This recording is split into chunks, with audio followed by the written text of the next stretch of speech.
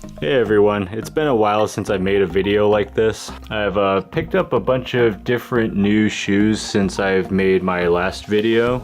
So I last left off at hinting at an Adidas Energy Cloud review. But since I picked up all these other shoes too, I decided that I'm just going to make a massive DDR shoe review here. And some of these shoes I've reviewed here before, so I'm just going to go over those real quick. Now first we've got the Nike Flex Experience RN5. This is a neutral daily running shoe. Weighs about 10 ounces, has an 8mm heel to toe drop. The material is made of breathable synthetic mesh. Now what I've liked about these shoes is that it has a really sleek design, looks really cool. They are really comfortable to wear.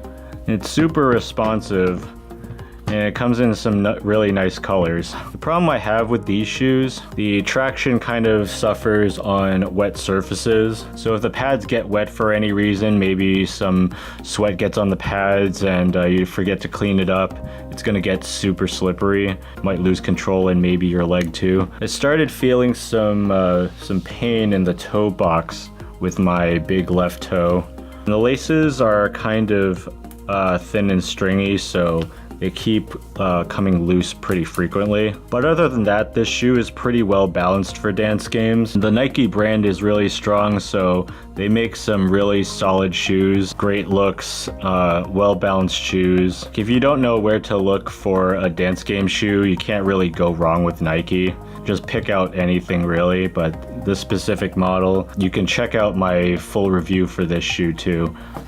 Next up is the New Balance 1500 V2. New Balance classifies this shoe as a competition stability racing flat. It's about 7.9 ounces, 6mm heel to toe drop, synthetic mesh upper, Revlite midsole, and a Phantom Fit technology. Because of that Phantom Fit technology, this shoe fits me very well. Fits like a glove, super lightweight, ultra responsive and bouncy, handles fast charts extremely well, and the soles have decent traction to keep you from slipping. And because this is a stability shoe, it's going to have some support for overpronators. They'll help you keep a more neutral gait. I really like the material that they used for the laces here. When you tie them up, it stays really secure. There haven't been many times that the laces have come loose even from just one knotting it. Although I did get blisters on my left foot at first, like around this area. It took a few days of me breaking it in just for that to go away. Used to be some small nubs here on the sole, and every time I played, a piece of these little nubs here would just chip off and it would kind of get all over the pad. It gets really messy. It just like left debris everywhere, but as you wear it down, that problem goes away. What I didn't really like is that there's very limited color options, and I just opted for this really bright blue one just because that's the color I liked out of all of them. But overall, this is an amazing shoe. It's served me well for at least over a year. I'm still playing in these today, and I'll probably still continue to play in them until I find something better. Again, be sure to check out my full review of these shoes. Next up is the Mizuno Wave Hitogami 3. We classify this as a neutral competition running shoe. 7.6 ounces, 9mm heel to toe drop. Definitely a very lightweight and very fast, speedy shoe. Super flexible, and even with the high heel to toe drop at 9mm, it really doesn't feel like you're all up that high on the heel. It's got really good traction. Not too sticky, not too slippery. This is kind of like a really good middle ground with traction. Although while playing in these, it did feel like kind of squishy, felt a little strange. I didn't really like it too much. The other problem I had was that it can't really secure the heel. It felt like I was slipping out of these shoes every time I was playing. It was really distracting. And the laces, they're kind of stringy. They always came apart even with double knotting them. Overall, a decent lightweight shoe, but it's not too great for me. Maybe it's better for some other people. Definitely check out the review for this too. All right, now this is where I left off here. This is the Adidas Energy Cloud neutral daily running shoe, 9 ounces, 10 millimeter heel to toe drop. Now I'll start off with saying that I'm kind of disappointed in this shoe. What I do like about this shoe though is that it is so sleek and stylish. I really like how Adidas designs their shoes. It's got a really cool and minimalistic design. Their aesthetics for their line of shoes is pretty on point. This entire thing is like all breathable mesh. Now the shoe is extremely comfortable. It's probably the most comfortable shoe that I've tried out of all of these shoes. The response when you're playing is so soft, yet really crisp and responsive. The impact you get feels great for Marvelous Attack. Now, what disappoints me, you can probably tell from just looking at that they're super bulky. Because of how bulky they are, they seem a lot heavier than 9 ounces. I had a really difficult time streaming 16th notes faster than 170 BPM. I've also found that it's like really hard to avoid shock arrows due to the size of the heel. No matter how much I think that I am on the middle of the pad, I'm always setting off shock arrows for some reason. Worst of all, the soles of the shoes have very bad traction on wet surfaces. While I'm walking around in these, if it's just rained, I'm trying to walk on some road or a smooth surface, makes me slip a lot. So if you were to get any sort of liquid on the pad at all, like sweat or water or whatever, you're going to be flying. Overall, while this is a really stylish looking shoe and probably great for easy songs, just for the timing for Marvelous Attack, the bulk makes the speed and control suffer greatly. However, I still wear these every day just for casual wear, just because of how comfortable they are. Now here is the New Balance Minimus 20V6. I used to wear the 20V3s as my main DDR shoe for a very long time. So I thought maybe I would try versioning up and see what the more recent models are like. New Balance classifies this as a minimal cross-training shoe. It's about 8.2 ounces with a 4 millimeter heel to toe drop. It does have Revlite midsole foam cushioning. It's got the Vibram outsole here. This is the same type of sole that they use for the Vibram 5 Fingers, you know, the toe shoes. It's got this burrito tongue design.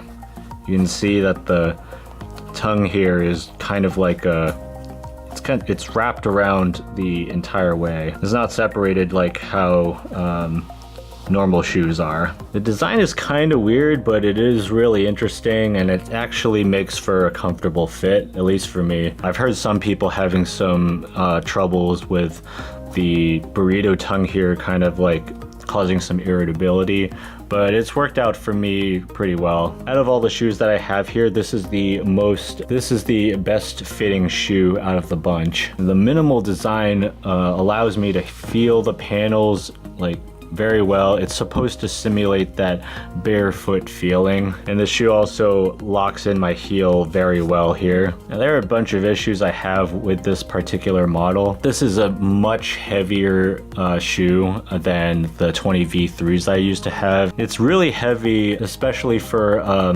minimalist shoe. It's got little to no bounce or response, no support. It's supposed to give you that minimal feel, so there's not going to be any support for you. And for me, it just makes it really tough on my knees since I'm not used to the minimalism anymore. Now, what I gotta say about the traction is that you will not move. The heavy traction can sometimes make it really painful to play faster charts. I can guarantee you will not slip in these. If you're gonna use these to play in the groove or something, you might want to break these in a lot, or maybe use some baby powder if you got it, or if you're allowed to. I would say that these shoes would be better suited for players who are already used to the minimalistic shoes. I think at least for a lot of like in the groove players who are playing like stamina or foot speed and haven't switched over to socks, they'll probably be used to something like this. For DDR at least, I felt a little too unstable while I was playing. I couldn't really get good control over what I was playing. Now the last shoe I've got here is the New Balance 1400 V5. This is a neutral competition racing flat. It is 7.9 ounces, has a 10mm heel to toe drop. It's got the Rev Light midsole. Although the website doesn't advertise it, it does have Phantom Fit technology. See it right here. Now my first impression of it is that it is lightweight and comfortable. Has very soft and responsive steps, really good traction, probably the best traction out of the bunch here. The problem I have with the sole here so far, and these shoes do have the same nubs as the 1500 V2s did, although these are worn out, but they used to be there. These still have them, so they're still kind of chipping off and getting worn out as I play in them. That kind of leaves a mess all over the pad. I have to clean up after them. This is kind of a narrower shoe though.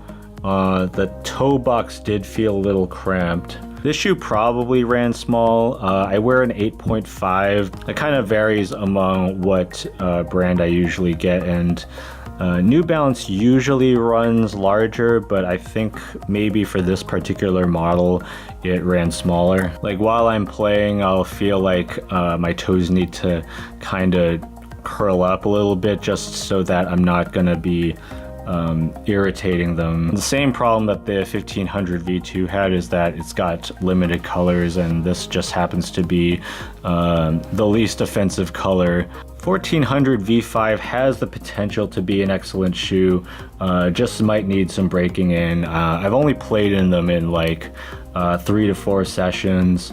I need to wear down the sole here, maybe get a better fit in the toe box by breaking it in. I'll likely move over to these shoes after the 1500 V2s run out of their life. That is all the shoes I've got to review today. Hopefully this video has been informative for you. If you were deciding on a dance game shoe and you don't know where to look, hopefully this might give you some ideas on what to look for. If there are any shoes for DDR or dance games that you would like to have me check out, please leave a comment below. I'm always doing research to find the best dance game shoe, so I'm always going to be on the lookout. And of course, if you like this video, please like it, and if you haven't subscribed, you should. All right, I'll see you again soon.